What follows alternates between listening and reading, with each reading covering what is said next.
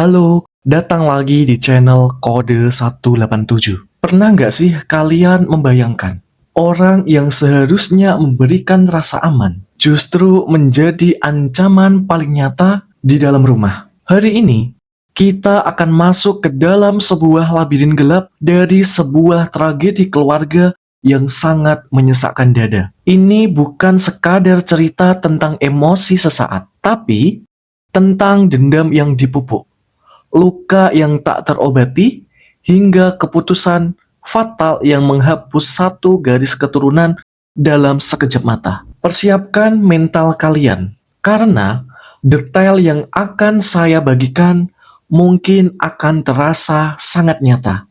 Kita akan membedah motif, melihat kondisi kejadian, hingga mencoba memahami apa yang sebenarnya terjadi di kepala sang pelaku sebelum badai itu datang. Pastikan kalian tonton video ini sampai habis, karena di akhir nanti ada satu sudut pandang hukum dan psikologis yang mungkin bisa jadi pelajaran untuk kita semua. Tentunya, agar tragedi serupa tidak perlu terulang lagi. Mari kita bahas kasus ini sedetail yang kita bisa.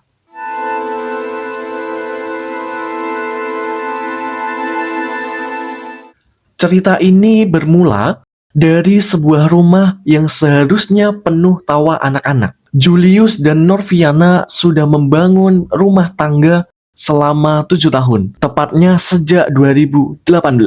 Mereka dikaruniai dua buah hati yang masih sangat kecil. Norinsia, seorang anak perempuan berusia 5 tahun, dan adiknya, Noval Samuel, yang baru berusia 4 tahun. Namun, di balik pintu rumah itu, kebahagiaan hanyalah topeng belaka. Masalah ekonomi menjadi rayap yang perlahan menggerogoti ketenangan mereka. Sebagai kepala keluarga, dengan penghasilan yang tidak menentu, Julius seringkali merasa tertekan secara psikologis. Puncaknya terjadi di suatu waktu pada 2025.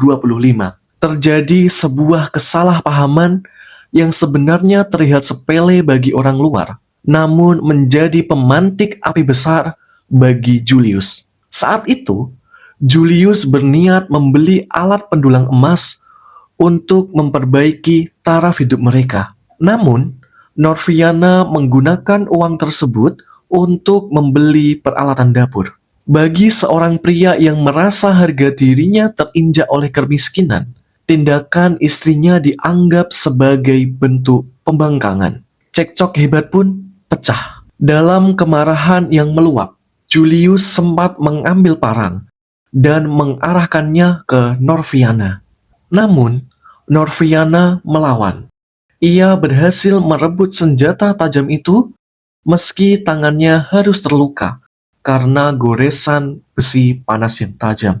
Keributan itu memancing kehadiran Johanna, ibu kandung Norviana. Sebagai seorang ibu yang melihat anaknya terancam, Johanna melakukan hal yang manusiawi, namun fatal bagi ego Julius. Ia memanggil warga dan meminta Norviana untuk segera menceraikan Julius. Disinilah titik balik psikologi sang pelaku. Ucapan mertuanya di depan warga menjadi luka batin yang tak kunjung sembuh. Julius merasa dihakimi, dipermalukan, dan yang paling parah, ia merasa posisi suaminya sedang dirongrong oleh campur tangan mertua. Sejak hari itu, setiap kali Johanna menyuruh anaknya berpisah, dendam di hati Julius makin mengeras. Ia tidak lagi melihat rumahnya sebagai surga, melainkan penjara penuh penghinaan. Minggu 10 Agustus 2025, matahari baru saja naik. Waktu menunjukkan pukul 7 WITA. Julius terbangun dan melihat realitas yang ia benci. Norviana sedang berada di dapur, sibuk menyiapkan sarapan untuk keluarga. Sebuah rutinitas pagi yang seharusnya hangat, namun di mata Julius, itu adalah hari terakhir yang ia inginkan bagi mereka semua. Julius berjalan menuju teras rumah, duduk sendirian, dan mulai merancang sebuah rencana gelap. Secara psikologis, ia sedang berada di fase terminal isolation, di mana ia merasa satu-satunya jalan keluar adalah dengan mengakhiri hidup keluarga kecilnya, agar tak perlu lagi menanggung malu atau perpisahan. Setelah beberapa menit berpikir dengan dingin, ia masuk kembali ke dalam rumah. Langkah kakinya berat, namun pasti menuju meja makan. Di sana, tergantung sebilah parang di dalam sarungnya. Tanpa kata-kata, Julius mencabut parang tersebut. Norviana, yang sedang membelakanginya karena fokus dengan masakan, tak menyadari maut sudah berdiri tepat di belakangnya. Dengan satu ayunan tenaga penuh, parang itu mendarat di tengkuk Norviana. Korban langsung tersungkur bersimbah darah di dekat pintu kamar mandi. Ia tak diberi kesempatan untuk bertanya, apalagi membela diri. Namun, kegilaan Julius tak berhenti di sana, guys. Ia melangkah menuju kamar tidur. Di sana, kedua anaknya, Norinsia dan Noval, sedang bermain handphone dengan posisi tengkurap di atas kasur. Posisi yang sangat rentan. Bayangkan, kepolosan anak-anak itu, guys, yang mengira ayah mereka masuk untuk sekadar menyapa, namun justru membawa maut. Tanpa ragu, Julius mengayunkan parang itu berkali-kali secara bergantian ke tubuh kedua buah hatinya. Kamar yang seharusnya menjadi tempat paling aman di dunia bagi anak-anak, seketika berubah menjadi ruang jagal yang penuh darah. Setelah memastikan anak-anaknya tak berdaya, Julius kembali ke dapur. Ia menemukan Norviana masih bernafas. Dalam kondisi Norviana yang tengah hamil 5 bulan, Julius melakukan tindakan yang sangat keji. Ia menusuk perut istrinya sendiri, menghabisi 2 nyawa sekaligus dalam satu raga. Saat itulah, ia mendengar suara rintihan dari kamar. Ternyata, Norinsia, si sulung, masih mencoba bertahan hidup. Julius kembali ke kamar. Alih-alih merasa iba melihat anaknya meregang nyawa, ia justru menggorok leher Norinsia hingga benar-benar tak bernyawa. Setelah aksi brutal itu selesai, suasana rumah mendadak hening.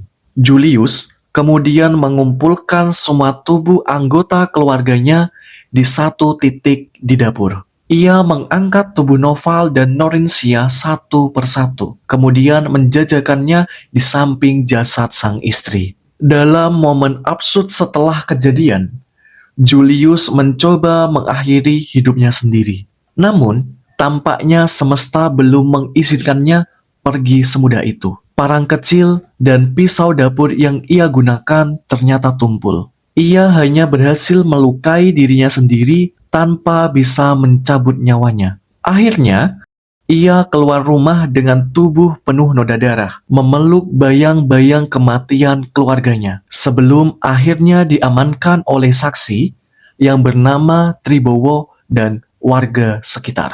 Jika kita bedah secara detail, kasus ini menunjukkan adanya akumulasi repressed anger atau amarah yang terpendam. Faktor ekonomi hanyalah pemicu permukaan. Namun, akar masalahnya adalah harga diri yang hancur karena campur tangan pihak ketiga. Dalam hal ini, sang mertua, Julius merasa kehilangan kendali atas hidupnya, sehingga ia memilih untuk melakukan kontrol absolut melalui pembunuhan. Tindakan menjajarkan mayat-mayat tersebut di dapur menunjukkan adanya sisa-sisa rasa kepemilikan.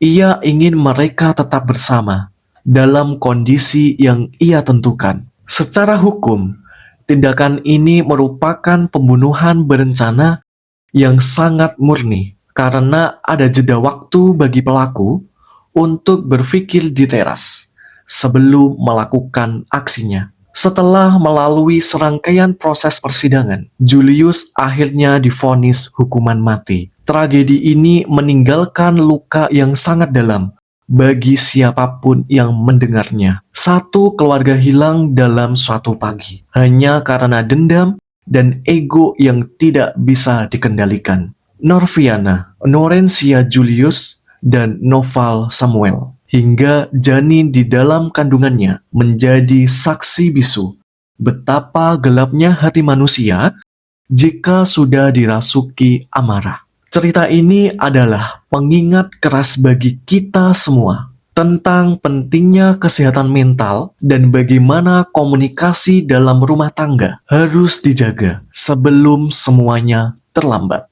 Bagaimana menurut kalian? Tulis pendapat kalian di kolom komentar. Jangan lupa like, share, and subscribe agar kalian tidak ketinggalan analisa kasus-kasus kriminal lainnya. See you in the next video. Bye.